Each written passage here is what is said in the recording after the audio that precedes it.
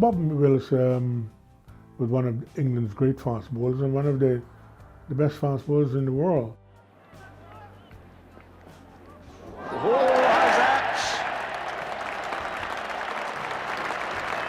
And he's on his way. Another wicket for Bob Willis. Bob Willis was unique in a way. Of all the English fast bowlers, he had a very unusual run-up. A lot of the pundits or the purists always said that with his action, he won't last very long. But what a great servant he's been for English cricket. I would have loved to have him in my side.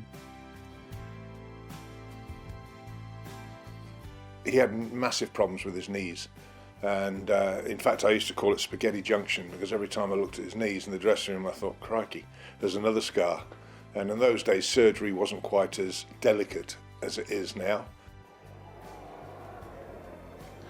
And that's it, and Braille has taken it. Lovely catch by Braille at slip, and surely that's the last nail in the Pakistan coffin. The skipper goes after a memorable 51 here, and Bob Willis, the man to break this partnership. Him from one end with Ian Botham from the other made a lethal combination of fast bowlers. Bob and I really met the first time, I suppose, where we spent time together was at Trent Bridge on my debut, Test match debut. And that was the first time we really spoke. And then from that point on, the friendship grew and grew and grew. And there's not a day goes where he doesn't flash through my memory somewhere along the line since he passed away, very sadly.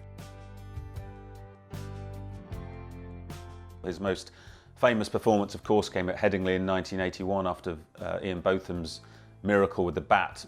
Willis then completed the miracle with the ball, taking 8 for 43.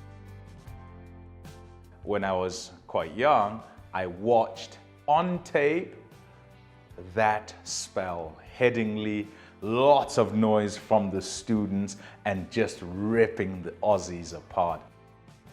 When he actually got to 300 Test wickets, only 3 other bowlers had got there before him in Test history: Fred Truman, Lance Gibbs, the West Indian off-spinner, and Dennis Lillee, the Australian fast bowler. So he was in extremely good company and a legend of English cricket.